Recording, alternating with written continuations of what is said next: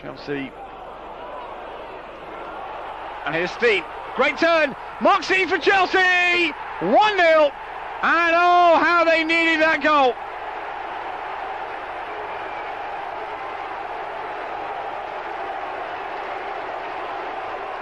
A real six-pointer. And this is the dream that Chelsea were after. A brilliant finish from Mark Stein. Chelsea!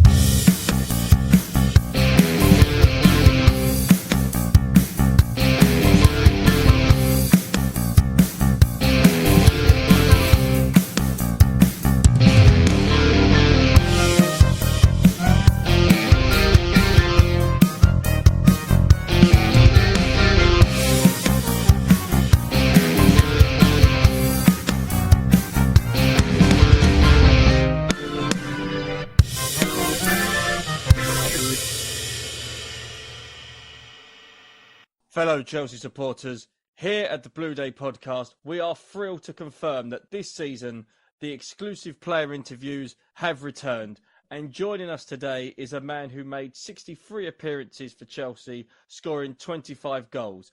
Plus he started in the FA Cup final in '94 and played alongside icons at the club like Steve Clarke, Frank Sinclair and Gavin Peacock. Plus, based on the result against Leeds United, he would have been ideal to have on the pitch for Chelsea yesterday. Here is Mark Stein. Mark, welcome to the podcast, and how are you? Yeah, nice to be invited, Keith. Yeah, not too bad. Bit disappointed, like with the Chelsea result, obviously, yesterday. But I mean, sort of apart from that, like sort of everything's okay. We'll talk about today's Chelsea later on, but I want to sort of start off the interviews as I've always done by first going back before your run at Chelsea. Yes. Tell us the moment when it came to you that you decided to become a professional footballer. Well, it's funny, Keith, that I never ever really thought about sort of being a professional footballer, because sort of like I'm one of 7 boys. And so we always done sport. We were always like sporty, in my childhood, at school and stuff like that. I used to play different sports, Keith. I used to sort of play like football, cricket, tennis, all different sports. And I think I had a thought in the back of my mind that I'd do whatever happened, I would do something in sport. But it never really occurred to me that, like football or, because I could have been a cricketer as well, I had the opportunity. But I think the thing that really swayed it, I think, was the fact that my older brother Brian sort of got signed at Luton in the 70s, I think 77. And I used to go and watch him sort of play. And sort of funny enough, I used to go and watch him. And I remember going to sort of Stamford Bridge and watching Luton play at Chelsea and stuff like that. So I think that sort of swayed it for me in the sense of sort of going towards a footballing sort of path. And lucky for me that sort of I sort of joined Luton when I was like 16, 17, sort of like doing an apprenticeship. Was there other moments whereby you could have perhaps, pursued a career in cricket, or was it just based on seeing from your brother that football was the main ambition? You know what? It's funny because I used to go with my friends to go and watch my brother sort of play. I'd go to Luton, I'd go to Arsenal because my friends were Arsenal supporters. I'd go to Chelsea. I remember sort of my brother's friends who were Chelsea supporters. I remember going to, I think we went to a Watford game.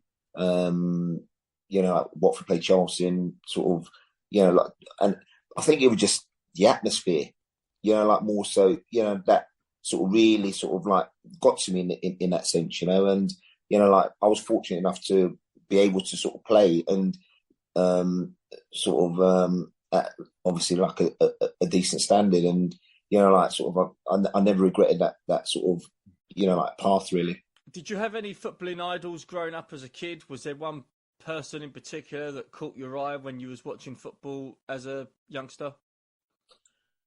Yeah, I mean, the likes of Maradona and all them sorts of players. But I just think that, at that time, like sort of like even watching my brother at Luton, they're fantastic players. And, like the Liverpool teams of I remember watching Ian Rush, Kenny Dalglish and people like that who were sort of, like top class, like the likes of Brian Robson and that, and Cyril Regis, all these players, and being able to go and watch them in the real sort of flesh was, like for me, it was like, like, wow, sort of you're watching great players and then sort of only like as years go by, you realise how good they were, so they would have sort of people I used to look at and, sort of just like look at it and think to myself, like, and they were doing something that they really, really enjoyed, and so I think that sort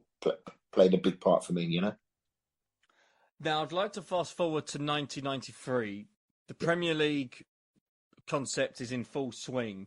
Before we talk about your move to Chelsea, what did you make of the new Premier League format at the time and how it was sort of changed from the old First Division? To be honest, it was that was seen as moving forward, I suppose, and to be honest, you don't really understand what it all entails in that sense, because obviously there was a lot more money being put in, and sort of football was on TV a lot more, and because I mean obviously I was used to, like just like coming back after a match and watching Match of the Day, and the big match, like on a Sunday, and so I think I wasn't really sure how, in what sense how far it would go in the sense of to what it is now. But obviously, sort of like the game's evolved and like sort of it's a lot better in the sense of like watching matches, facilities, all these different things have really like sort of like gone on to another level. Like better stadiums and stuff like that. So. Like that sort of, I think has been sort of a real positive in that sense. And it was in October of '93 that you signed for Chelsea. Well, I believe the fee was around £1.5 million. How did that move come about for you? Well, sort of, I was coming to the end of my contract at Stoke, and sort of, I knew like quite a few sort of teams were sort of interested, and I think the biggest factor was sort of Glenn Hoddle, really, because sort of just him, as a player, to me, sort of epitomised, like sort of football as it should have been played and stuff.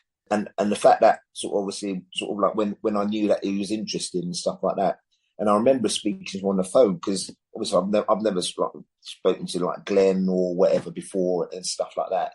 Because my brother Brian went to France and Glenn was playing for Monaco at the time, and so like they like he used to always say to me, but like sort of about Glenn, that they sort of met up or they played against each other, whatever, like and so I remember sort of actually like speaking when obviously like Stoke gave me like permission to talk to him, and I was so overawed in a sense because I'm going, this is bloody Glenn Hoddle, mate.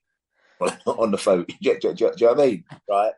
And so like I think for me, and obviously also one of my older brothers was like a mad, or like two of them were like real mad Chelsea supporters, and so just the fact that Chelsea, like and it being in London, I think there's that.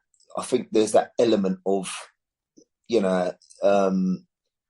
magical part about it, like because like obviously I come from London and stuff, and I think that obviously had a big sway, and it was just interesting, just talking to Glenn really, about football. I think we were on the phone for about 5-10 minutes, but just the way he was speaking, you could feel and sense how, like how he wanted to play and how he wanted to like sort of push the club forward.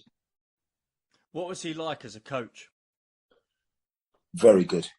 Like, I mean, sort of like, I think he was ahead of his time, really, Glenn. Like, because I think that his ideas and stuff were first class, like, and he always knew what he wanted to do, and like, because it was quite interesting, sort of like in training and stuff, like some of the things that he'd done, like sort of, like we do shooting exercise and like sort of Glenn would like participate and, like sort of like there was one session where sort of, like he's hit about like 10 shots and he scored 9 goals, but like they were in the top stanchion, like, and everyone's like looking, thinking no one wants to go after him because after that, where'd you get, like you're not going to like flipping go in get anywhere near that. If you get 1 or 2, you're like flipping delighted, Do you remember your first day at training? Yes, because it's quite interesting that where we trained, they were like because they were going through some different like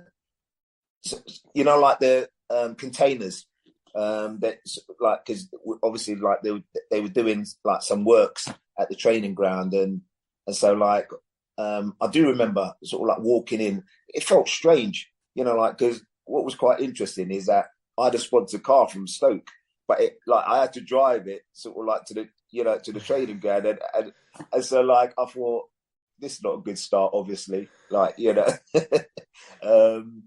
but I mean to be honest, the lads were brilliant, like sort of coming and just sort of meeting everyone, sort of Glenn sort of introduced himself when I sort of like arrived and stuff like that, and it was they all made me feel welcome, which was I think was like a real sort of like good thing, like because obviously like going into like a different changing room and obviously going back into the Premier League, I think was like the sort of like a massive sort of thing, like and like and obviously I knew I had to sort of like prove myself in that sense, but fair play to the lads, they all sort of like welcomed me like sort of like and like sort of from I think from day one sort of we really got on. Now, you made your debut for Chelsea against Oldham in the Premier League. Do you remember much about that game in particular? Yes, I do, because I know that we weren't.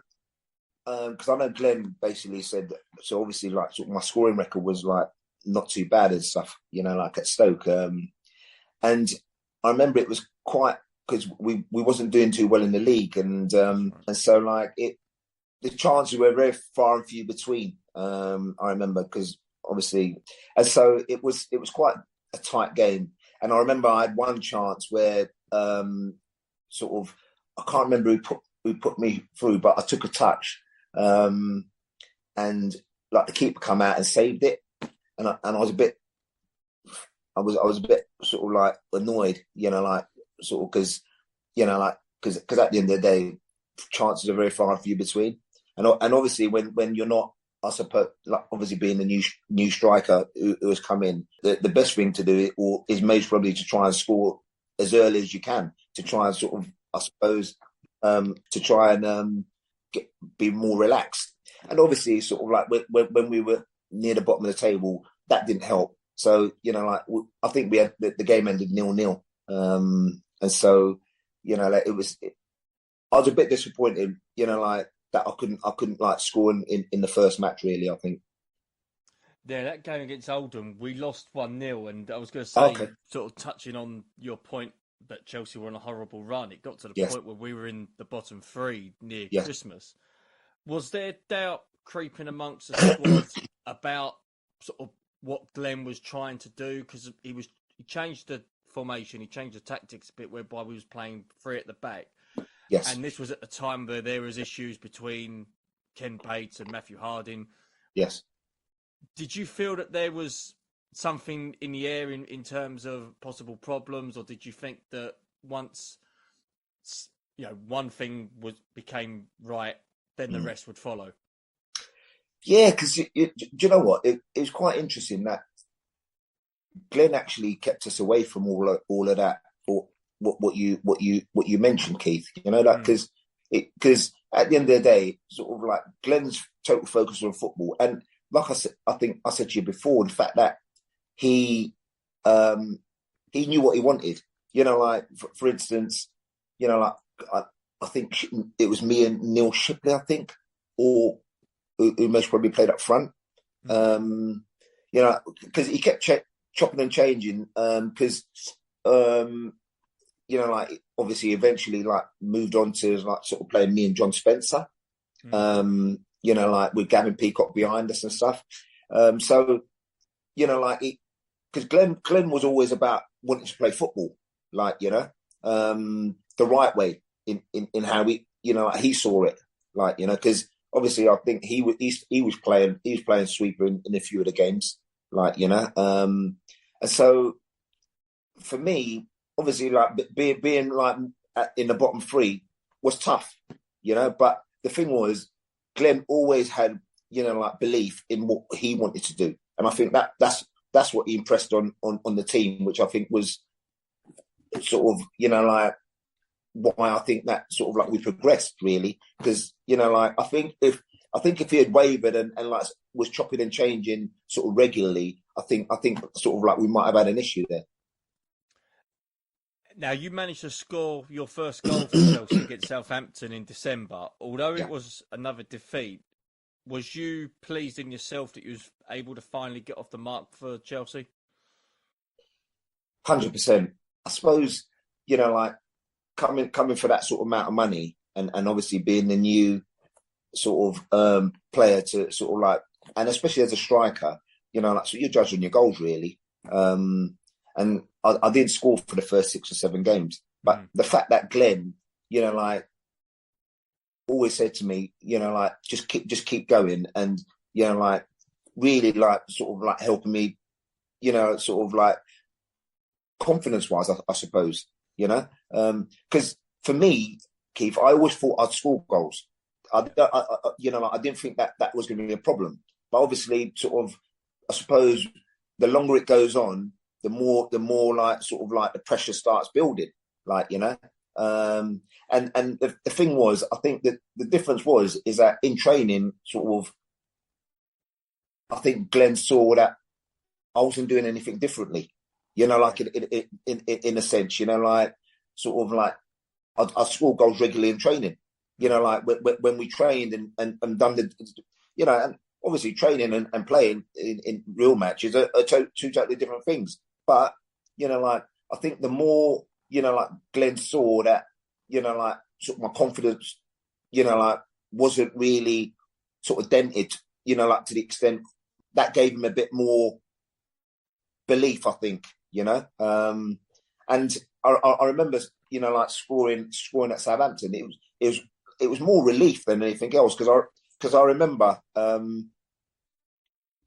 sort of because Dave Bessett was in goal, like, you know, and so like I remember like I lobbed it and it seemed like an eternity, like, yes, you know, right. and it looked like it was going to go past the post, went in slightly off the post and in, and I suppose for me, you know, like, and to be honest, I had a couple more other chances where like Dave Bessett's made like good saves, like really good saves, where I thought, bloody hell, I could have had a hat trick, you know, like in the game. And yeah, but I suppose when anybody would tell you if when things are going well for you, everything follows, you know, like, but I think because we weren't, I think we were still in the bottom 3 at the time, you know. You know, like the result didn't really go sort of according to what we did. But I mean, like, I remember sort of after the game when Glenn went sort of like, we really, like, we played well, you know, and you know, when you play well and the result don't go for you, you know, like it was one of those things. And I remember that's when we used to play 2 games in 2 days. We, like, the next day we were playing against Newcastle. That's like, right, yeah. And that, so, you know, like it was really like good to, like, I suppose personally for me, you know, like getting off the mark. But for the team, you know, like and not really getting anything out of the game, it was quite hard to take, really. Now, Chelsea did end up with some good fortune at that period because we picked up wins against Newcastle, Swindon, and Everton. Yeah. What and when was the moment for you that everything clicked and the club started to win matches and the team was more consistent? I think after the Newcastle game, you know, because I think, you know, like the fact that we could rectify, you know, like not getting a decent result the day before. Because you ask any sports person, you know, like they want to like try and, you know, like the next, you know, like as quick as possible, how can you want to rectify what, you know, like the wrongs or whatever you want to call it. So, you know, like the fact that like next day and, you know, like we played Newcastle and they were like one of the top teams, you know, like you had the Andy Coles, you had the Bearsleys, you had all sorts who were, you know, with Kevin Keegan and stuff, you know. And, you know, like we won 1-0, you know, like I scored the only goal. But, you know, like I think that was like a real big relief, you know, like because and I think it sort of, you know, like for Glenn, it made him realise, you know, what he was doing and how he wanted to play, sort of like actually like backed up what he wanted, you know, like in that sense, you know, because, you know, like he was all about football. You know, Glenn was all about football, you know, like playing it, like I said, I think, you know, like a lot of sort of what Glenn like sort of like impressed on us, I think that's what's happening now, you know, like being more technical, like, you know. But I think it was all about the result, you know, like obviously like against Newcastle, it was always about the result, you know. And then I think sort of like we went on a run where I think we won or we didn't lose for like a certain amount of games, you know. And, you know, like, and you could see our confidence, you know, like the confidence in the team sort of like getting more and more like each week, like, you know. And I think, you know, like, I think that showed, you know, like in the way sort of like we played and, you know, like the confidence we had like each week that, you know, like that. And we were getting confident in each other, I think, which was the most important thing. One particular game that sticks out for Chelsea fans who I've spoken to about sort of the early Premier League years, especially that season, was the game against Tottenham at Stamford Bridge. You scored 2, including a penalty. I believe it was in the last minute. Yeah. What are your memories of that game? Well, how topsy-turvy was that game, by the way? But, you know, do you know what I remember is the atmosphere. The atmosphere was electric. Obviously, London Derby and obviously like Glenn and Ozzy were managers, you know, like, and when they played together at Tottenham, you know. And obviously, like Glenn going against his team who he played for like for so many years. Yeah. But I mean, like I said, I think they went 2-0 up. You know, like and Jason Dezelle and Steve Sedgley scored. That's right. Yeah. Like, you know, and you know, like it was, you know, like Mal Donaghy scored. You know, like from left back, and like, you know, like sort of like because I know Mal because I was with him at Luton. And for him to be that far forward normally gets a nosebleed. So, I mean, you know, like, and obviously, like, sort of like he scored, and obviously that got us back into the game. And then, like, I scored from, I think, Wisey corner.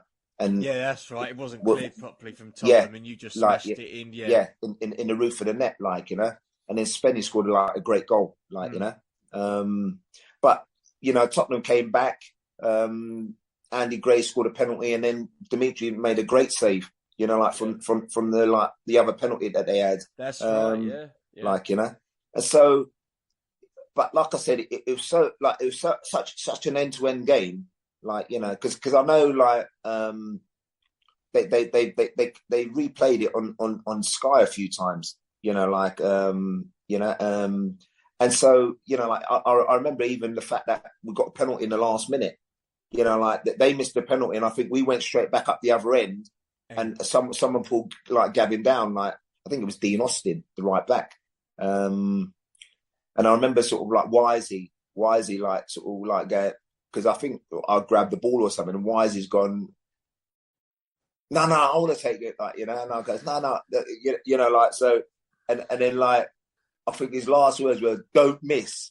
And I was like, oh, right, thanks, Wisey. No pressure then. Yeah, like, But, like, I think that the fact that, like, as being a striker and stuff, I think I always feel it's all about it's all about goals. And I was confident, obviously, like because I've been scoring a few times. So I think that's what made it a lot easier. And, fortunate enough for me, sort of like, like I scored and, like we won 4-3 and, like just the whole, like it was draining, but you know what?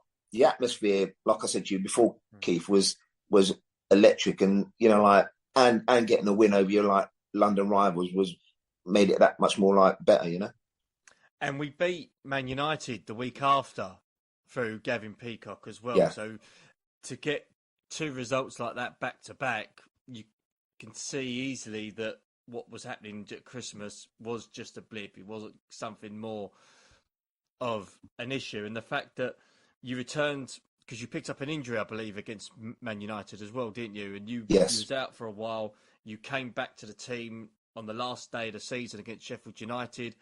They needed points to survive. We ended up beating them.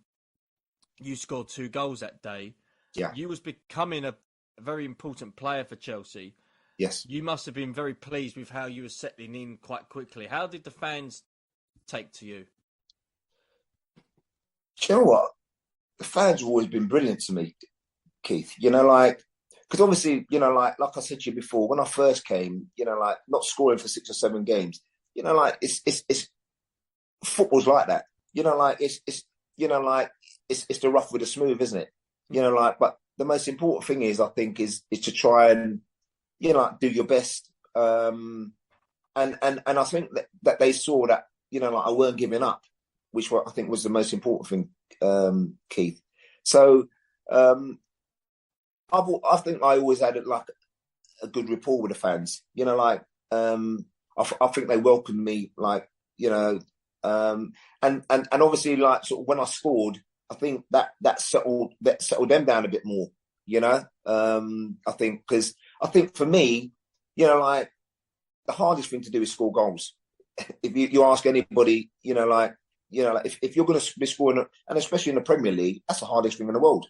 Like, so I never really had a problem with the fans, and like I and the fact that they used to come to see us sort of like home and away, the travelling support was like phenomenal. Like wherever we went, there was always, if it could hold like 4,000 or 5,000, like regular, Keith, and like and to me that showed like what a big club it was, so like I always because a lot of my school friends were Chelsea supporters, like which like sort of, so I always had I had a like good sort of like relationship with them, Following on from that, the FA Cup final in '94. Before we talk about the game, firstly, was you a fan of the team's cup final song? Do you remember much about it? I remember it. No, I didn't get a big enough part, Keith. So you didn't get a solo bit then. Yeah, exactly. Like, because I think I'm a bit of a singer, but I think Frank and all that they took all the like, like all the limelight. Do you know what I mean? And that, but nah. Look, listen, it's a bit of fun, isn't it? Yeah. And you know what? Getting to an FA Cup final, like for me that was the pinnacle. Like the fact of getting to an FA Cup final and, like being in something that I used to watch as a kid, like from morning till, like the game and afterwards and stuff like that. It used to be an all-day thing when it used to start in the morning. You used to have Saints and Greavesy sort of in the early hours just talking about the football. Yeah. It'd be like 4 or 5 hours before kickoff. Yeah. Yeah. And like, but it was a whole family thing, Keith. Yeah. Like, and so, like to be part of that Keith, and obviously driving down Wembley Way, you know, like I said to you, for me, the experience was the best ever. And you started the game as well. Yeah. That must have given you such a confidence boost, as you say, you know, being at Wembley, a cup final, massive memories. Do you remember sort of, apart from the game itself, do you remember the build up to it? What was sort of your feelings on it? Yeah, because do you know what? Do you know why I remember it? Because it was raining. And you know, like normally, you know, like when I used to watch cup finals, they all used to be like sunny. Bright sunshine. Bright sunshine, right? And I remember because I think we'd done like me and Eddie Newton done like an interview before on the pitch. And like all that was going from, you know, like, obviously I was ecstatic when Glenn named the team and I was in it, you know.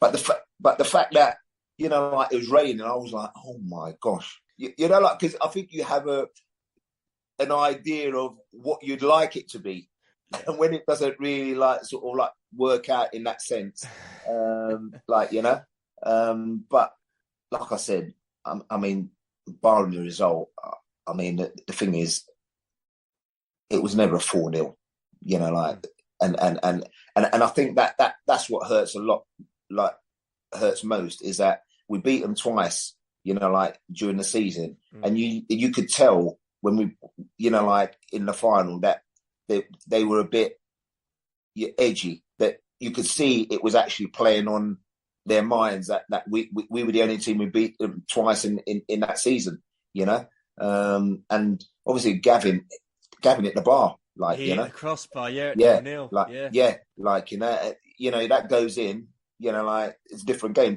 completely, you know, because it was interesting, like, so I remember when we played at Old Trafford, they absolutely battered us, like, you know, and then the fact that we went up and scored at the other end, I think it took the, like, you know, like the air out of them to a certain extent, because, you know, like I think they had so many chances, but, you know, like we got the win, like the 1-0 win and that, you know.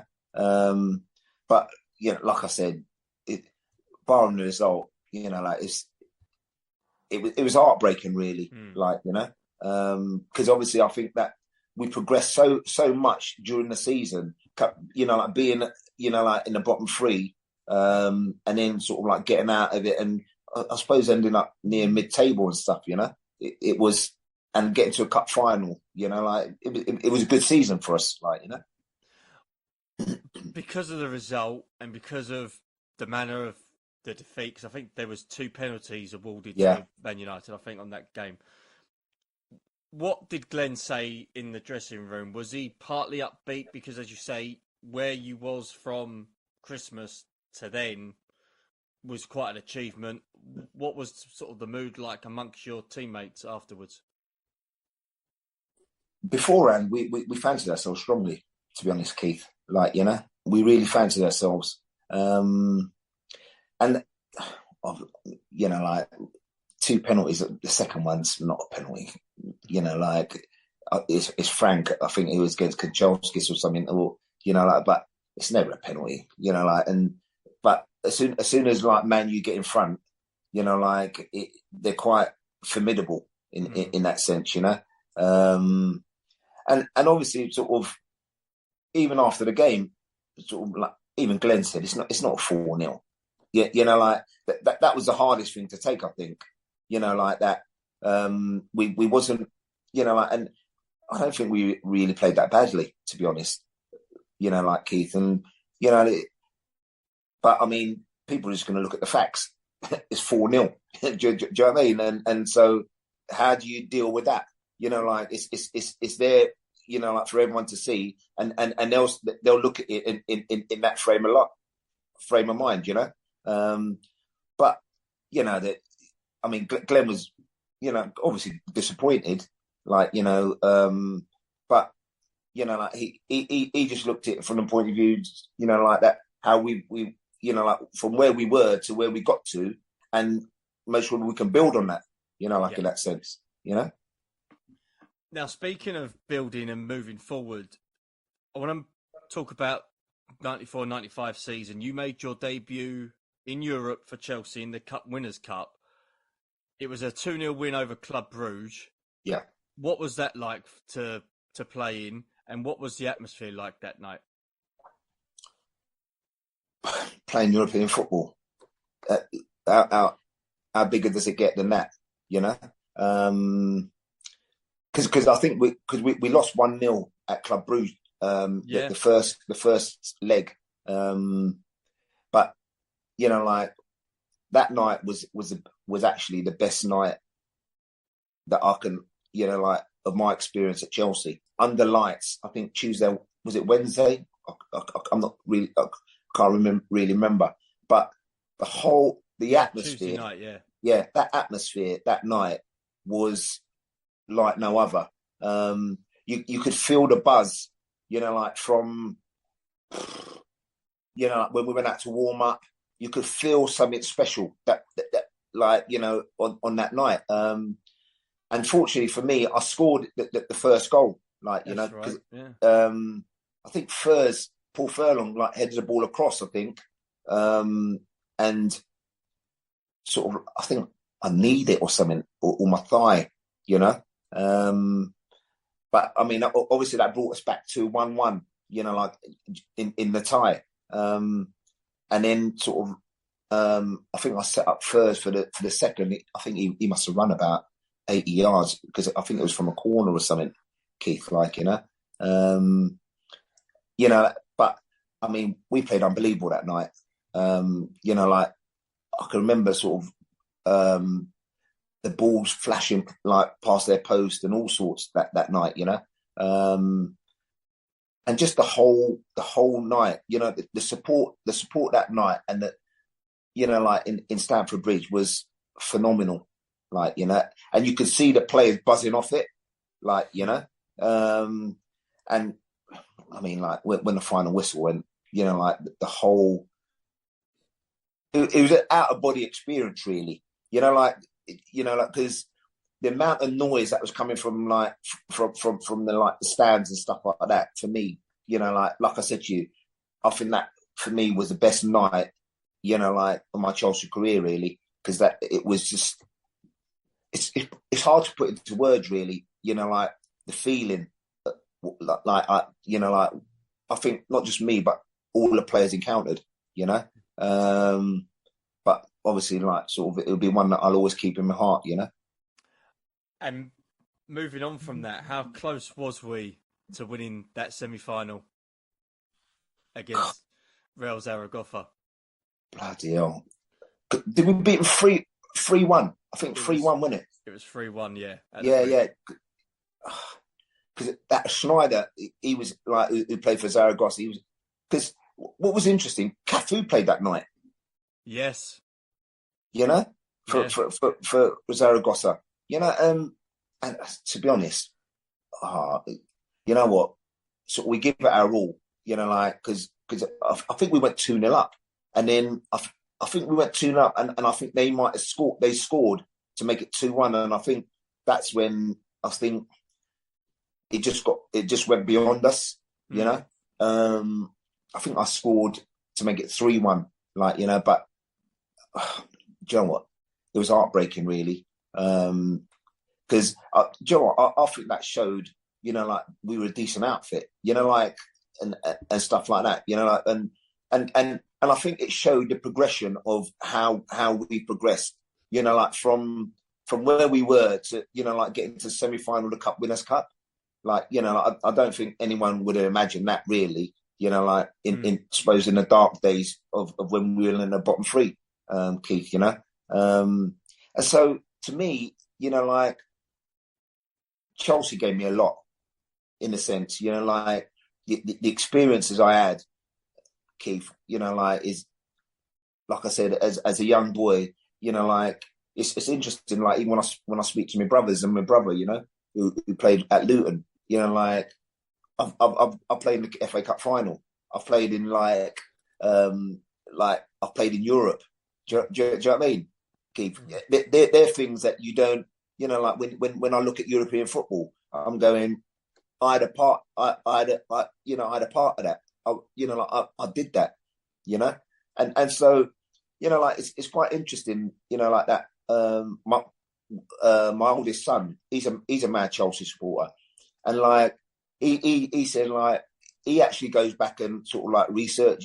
He's going, "Oh, you played in Europe, you played in the FA Cup final," like, and like, like when he mentioned it, and I'm like, and like, because I've just got the memories, like do you know what I mean, Keith? Like when he's like, bloody hell, like, and so that's why, like, I'm forever thankful, like for like being at Chelsea, because, like the experience I had there is like no other, like, Now, summer of '95, Chelsea signed two significant players in Mark Yeah. Hughes and Ruud Gullit.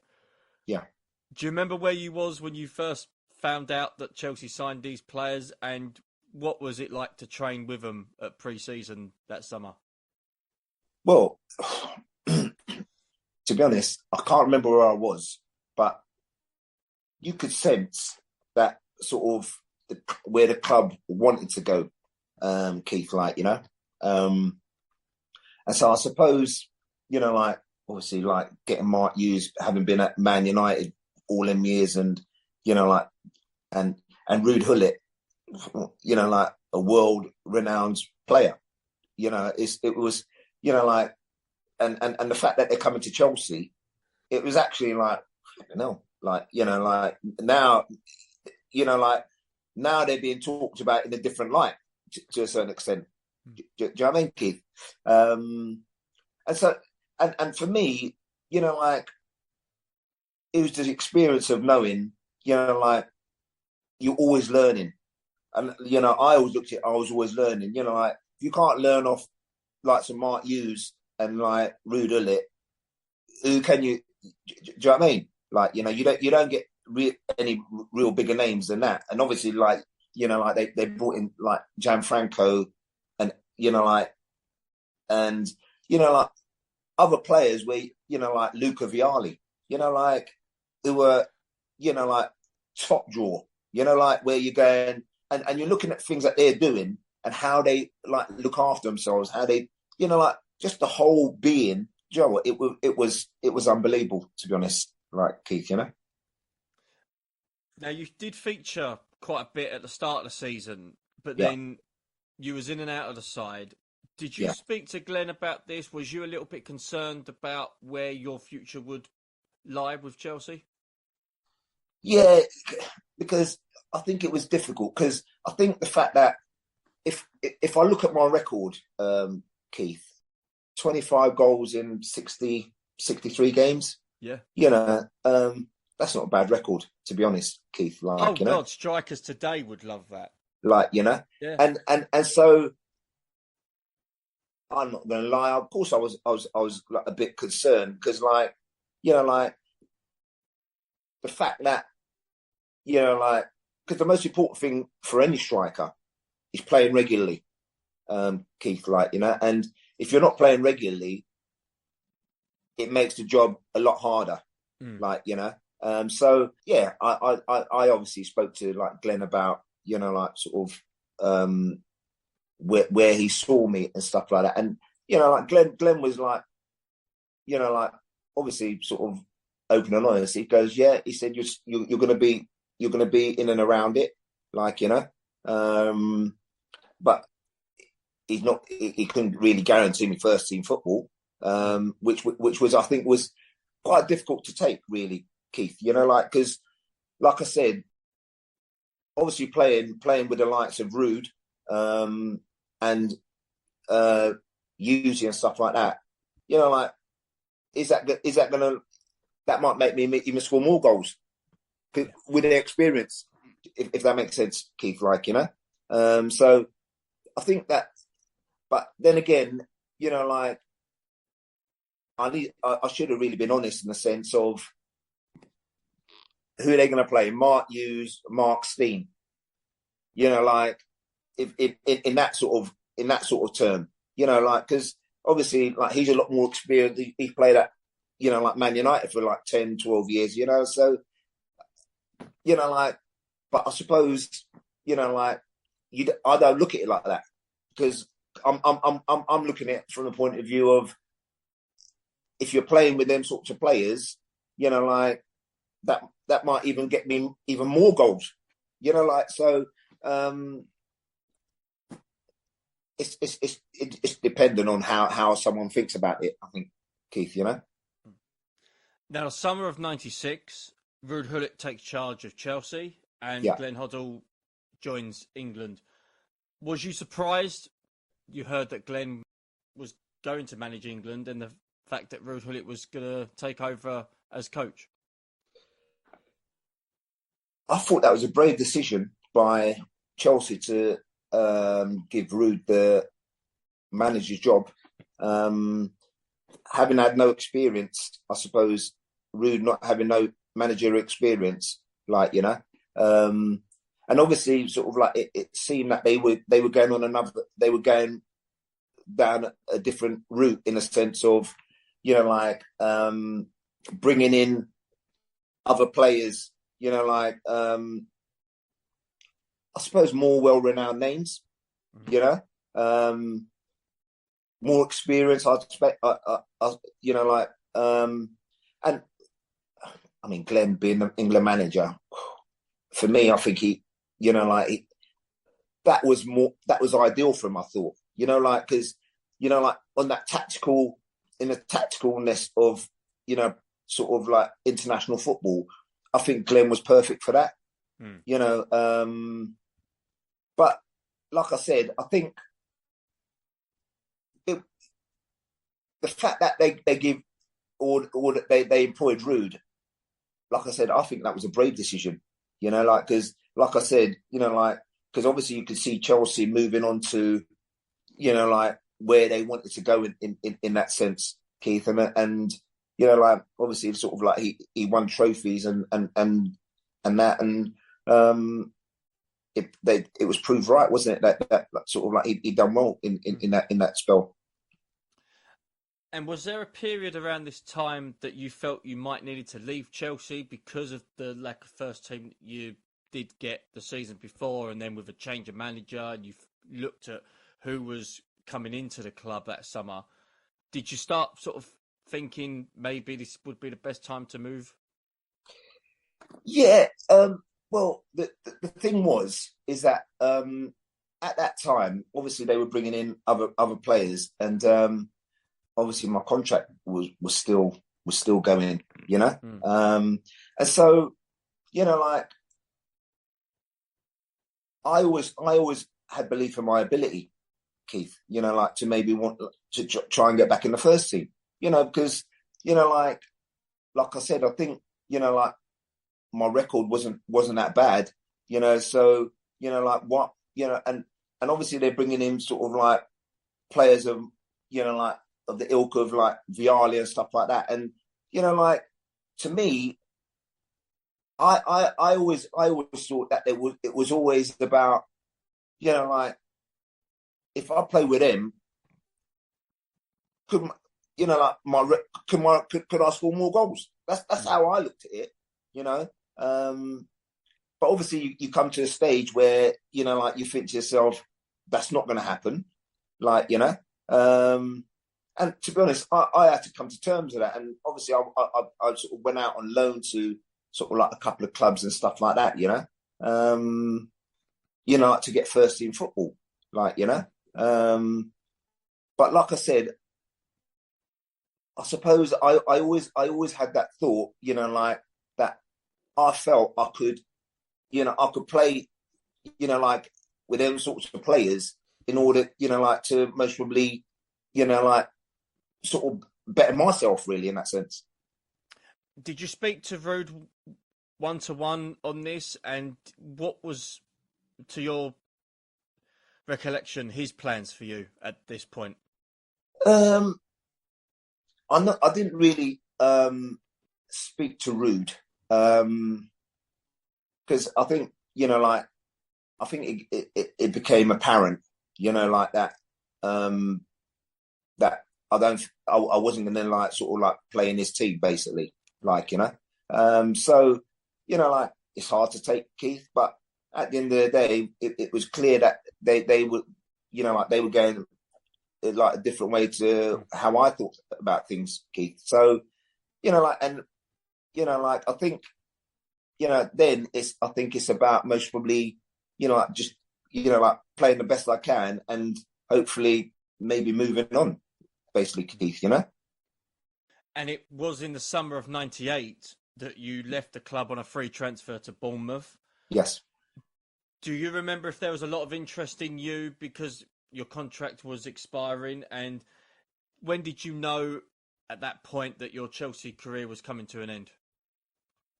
There were other offers, Keith, at that time. But, like, the thing is like, the manager at the time, Mel Machin, he spoke to me about, he's got a young team. He wants someone experienced.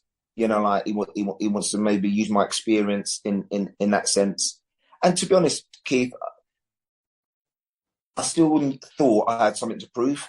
Like, because for me, it was always about like proving like what I could do. Like and for me that was a challenge.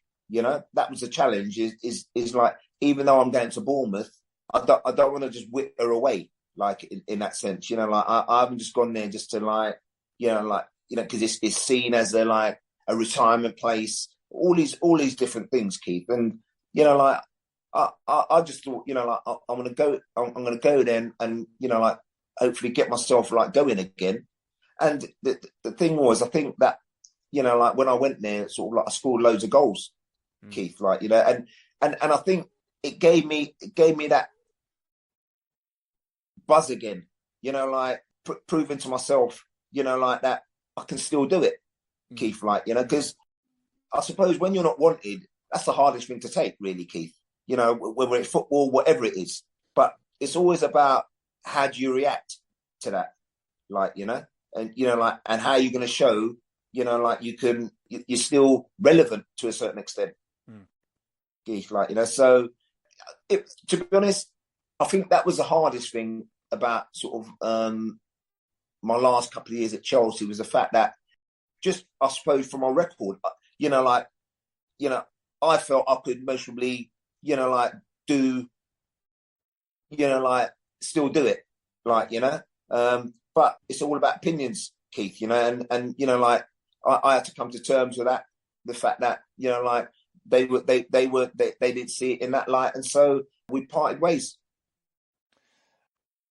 Now we'll talk about more of the current stuff, and yeah, I spoke about this to all of my former guests as well, and there was a bit of a divided opinion on it, so I'll get your opinion as well. We did sort of speak about this over the phone the other week, but your thoughts on VAR. It's been quite controversial recently for a certain Chelsea game, but what's your thoughts on it? Do you think it's good for football? What would you change of it if given the opportunity?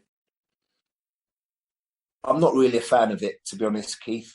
For me, I think they just need to use it for goal line technology. I think that would be more sufficient. I think because I think that they're taking away a lot of the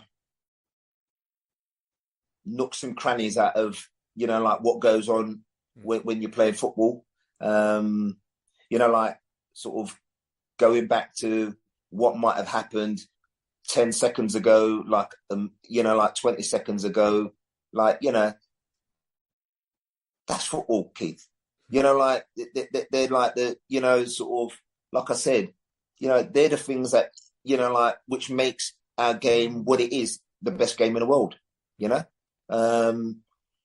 like, when you see that, like, the players don't celebrate, like, because it's taken that long, I just feel that it's, like we're going like rugby, like, and we're going like other sports, where, to me, football's a different sport, like compared to anything else, because there's so many little things that go on, Keith, that, like if you like looked at every minute little thing, then, like you could see anything.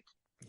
To me, like when they like talking about offsides and, Keith, depending on what angle you're looking at, you can't tell whether anything's offside or whether it's not offside. It's about the angle. You know, like someone's arms over the line. Oh, it's offside. You know, like what was it? I can't remember when Wolves scored, but I remember the centre half at the back. He's gone up for a header, and because he's challenging, someone's rolled him round and it's hit his arm and gone to one of his players, and they scored, but they disallowed it because it's hit his arm. And I'm going, well, how do you, because that's natural, your body's doing what it does naturally, even to the fact that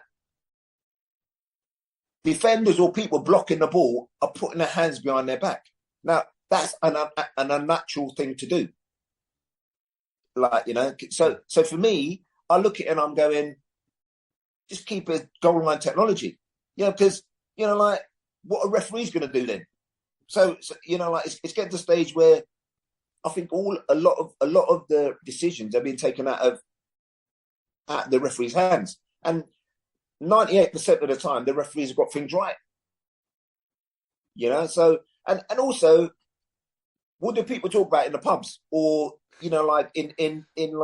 or when they're in 10 years later? I remember that, or remember that. We're still talking about Jeff Hurst's goal in the 1966 World Cup. Did it go over the line? Did it not? But that's what makes what our sport is. You did touch on obviously a few decisions through VAR, and it's had a bit of effect on Chelsea already this season. But your thoughts on today's Chelsea? Got battered against Leeds United. Yeah. Tuchel coming out with certain excuses. He's trying to sort of put players in certain positions that don't seem to work out quite well. Yeah. We're still in need of a striker, but Mendy obviously made a mistake, which goalkeepers do. It's part and parcel of the game. But overall, what's your thoughts on Chelsea so far? You know what? I actually quite like that Thomas Tuchel. I think he's done fantastic. I think he's he comes across unbelievable for me. And I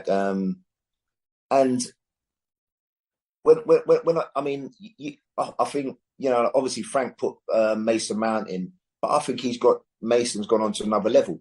Even Reece James. When I watch them, I think they're progressing really, really well. And the fact that he's won the Champions League already, says a lot. I think, obviously, do they need to improve? They haven't got centre forward. Obviously, Lukaku's gone back to Inter Milan, but the fact that what's happened with Roman and stuff like that, I think there's a lot to contend with.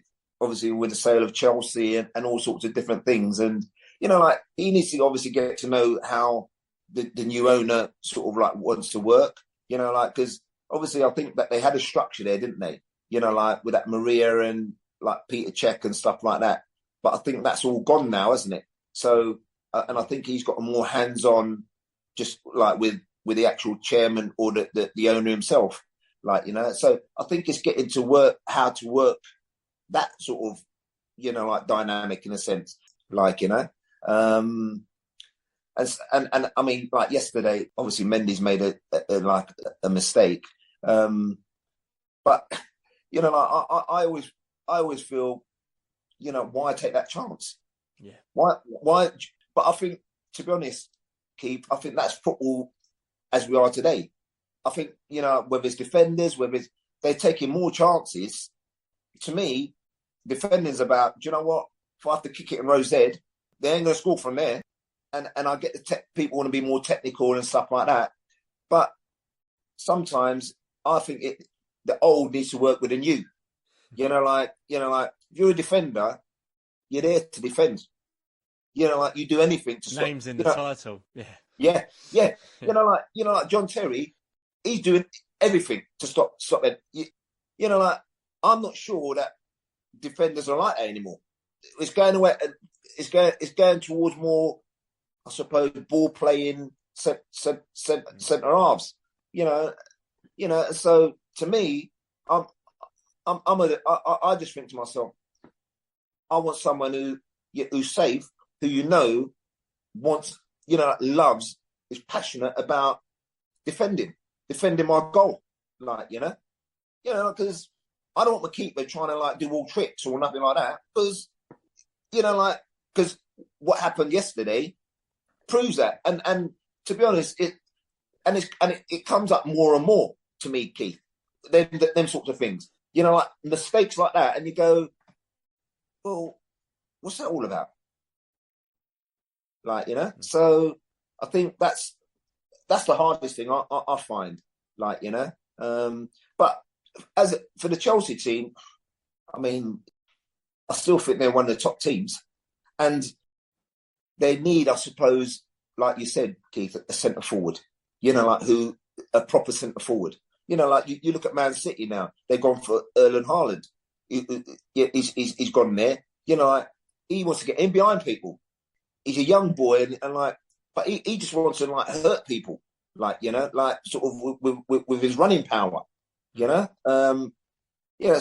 and is there any good centre forwards, like him or whoever Thomas Tuchel deems to be? Because they're talking about Aubameyang, I think. That's right. Short term, that might be okay, but what about long term? So, but I like him. I think he's a breath of fresh air for me. But you know what? It's always about results, isn't it, Keith?